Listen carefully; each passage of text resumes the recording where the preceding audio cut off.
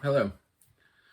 In the last few weeks, we've had several examples in the Parsha of the Mitzva of Hachnasas Orchim, which is part of a greater category of mitzvahs called Bein Adam Lechavero, mitzvahs between man and fellow man.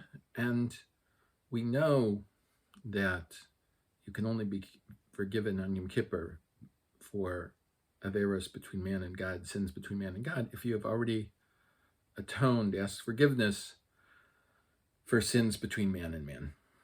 So in the last few weeks' parshas, we have Avram Avinu, after his circumcision, being in pain. And the third day, we're told it's the most painful. He's in pain, and so God makes it hot. So there will be no orchim coming by, nothing to bother him. And the fact that he doesn't have the mitzvah to do of Hachnasas Orchim, of bringing in guests, makes him very upset. When God sees he's upset, he sends angels so that he can perform the Mitzva of Hachnasas Orchim. And it says that he immediately goes to feed the angels, to take care of their needs, and he educates his son Yishmael on how to take care of their needs and so on.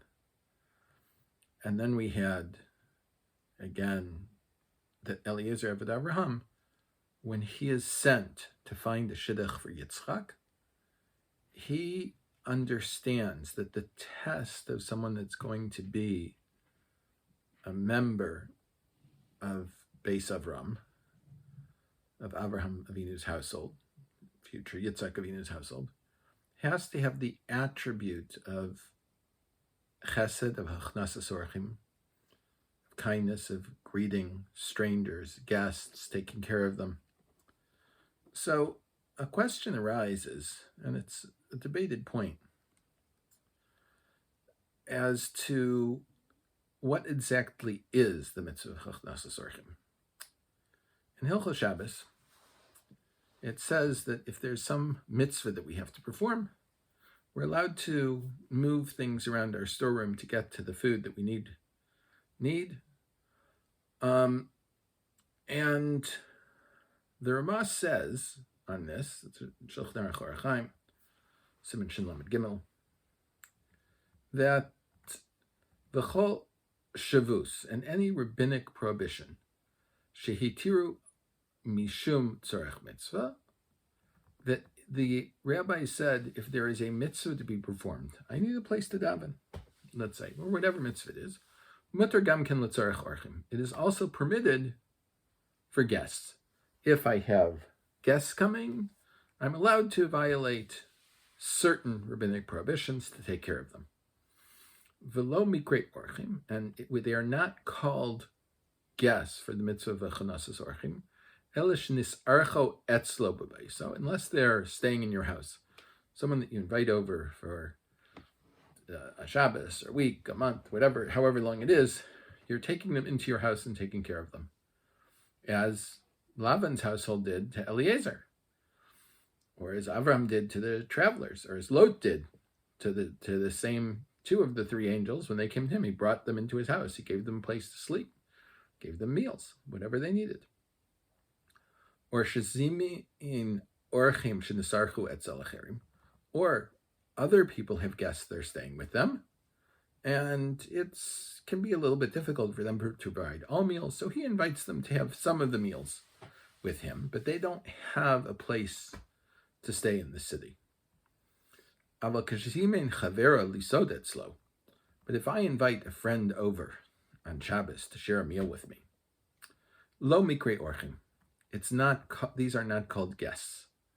Veinu sudas mitzvah, rak sudas reshus, and it's not a sudas mitzvah. It's not a mitzvah to have this meal with various things, halachas that would apply to a sudas mitzvah, but it's just a normal meal that I would have with my friends. Now, the Maharami Prague's brother, or the Sefer Chaim, he has a section, Parnasav Chalkala, Perek Gimel, where he disagrees with the Ramah, and he writes, Roy la'adam lekariv shchinav u'miyodav. It is fit for a person to draw close, to become close, to have a good relationship with his neighbors and his acquaintances. Afilu hemesherim, even if they're wealthy. Yikansu lefamim lebeso kadei lachabdam. He should invite them into his house to honor them. V'zehu Mitzva of Hachnasas Orchim shenimnu chachamim zal. And this is the Mitzva of Hachnasas Orchim that our rabbis talked about. So, according to the Maharal's brother, there is no intrinsic chiyuv to give people a place to stay, or that they have to be strangers in the city. They can just be your neighbors that you're inviting for a meal. That's also the Mitzvah of Hachnasas Orchim. People have argued on both sides of this. Sometimes the sources they bring are not completely convincing to me, but in any case, they're to invite someone to your house and to stay there.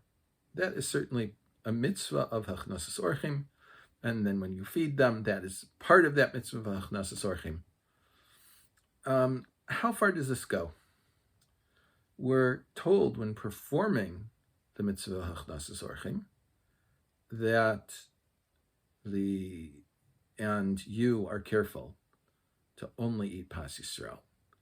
And the baker's bread is better, cleaner, nicer than the Pas Yisrael bread. Normally I only eat Pas Yisrael, but my guests eat the other bread because I should make hamotzi for everyone at a meal together. Therefore, I should make it hamotzi over the bread that they would eat. And once I can eat it to make hamotzi, I can eat it for the entire meal, because this is part of the Mitzvah of Hachnasas Orchim. There are also interesting halachos, by the way, in Hilchos Shchita, Hilchos Treifus, that there are certain things that we would normally not consider kosher, but if I need this meat to feed to guests, and otherwise I won't have a proper meal to offer them, then it would be kosher. This is not the way many people think today. Obviously, today people would think I wouldn't want to give it something that's at all questionable to a guest. No, the halacha is that this is in fact kosher. We have various strictures about it, whatever it is.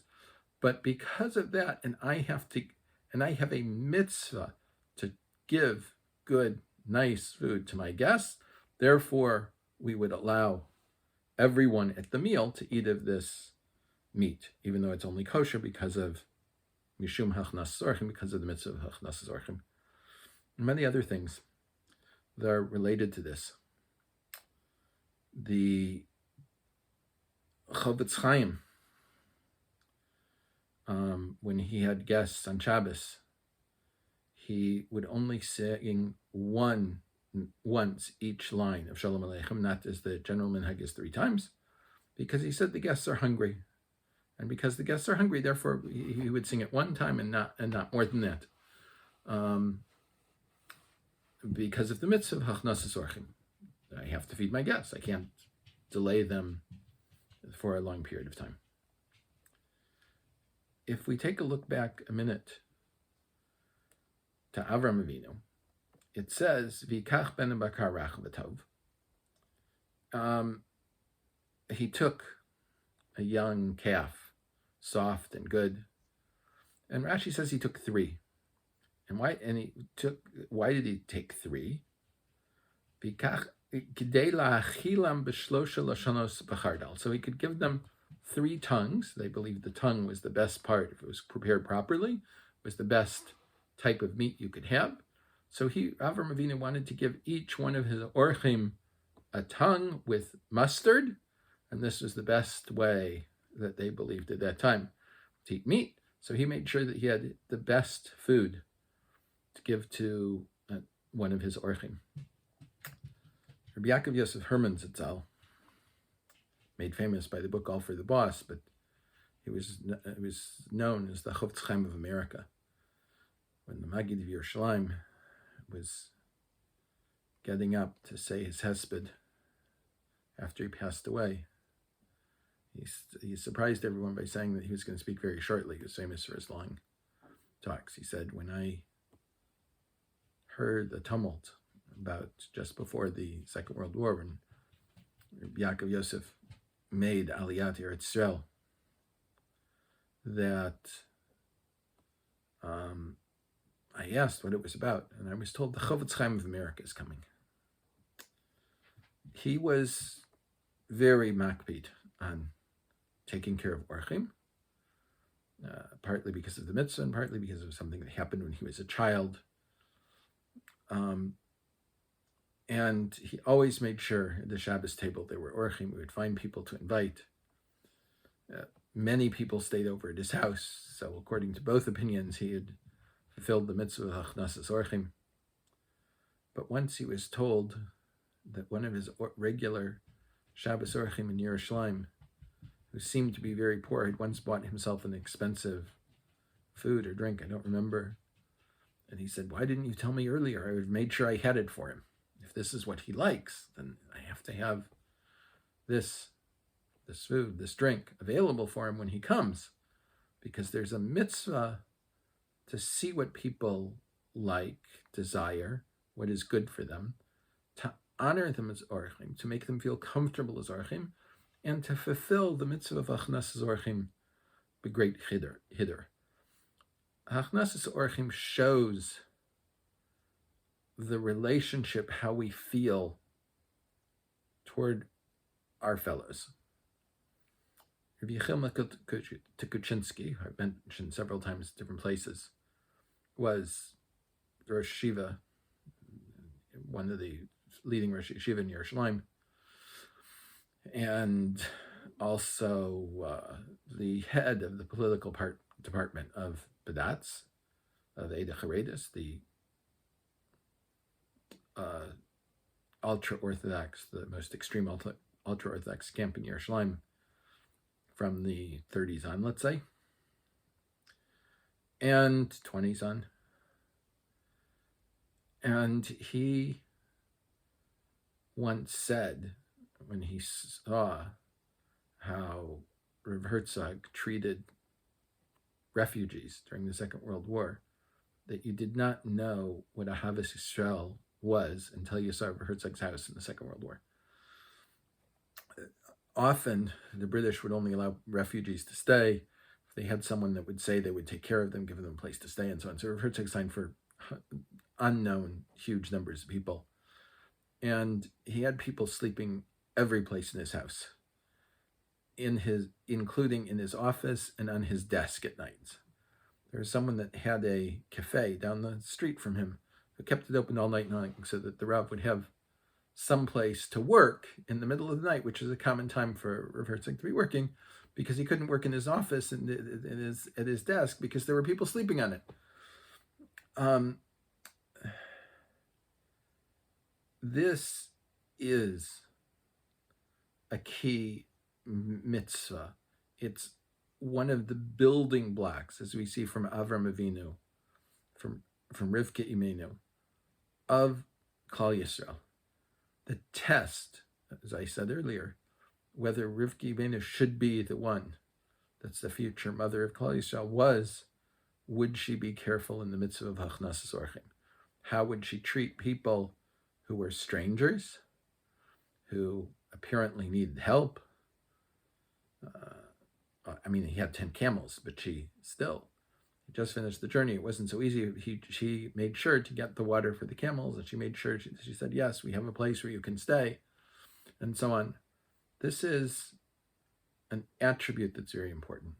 The mitzvahs bein Adam lechavero are certainly more important than the mitzvahs bein Adam lemakom. And we should think about how we're performing these mitzvahs, how we're trying to grow in these mitzvahs, how we look at other people, and how we work to try and help them. Everyone should have a very meaningful, reflectful day.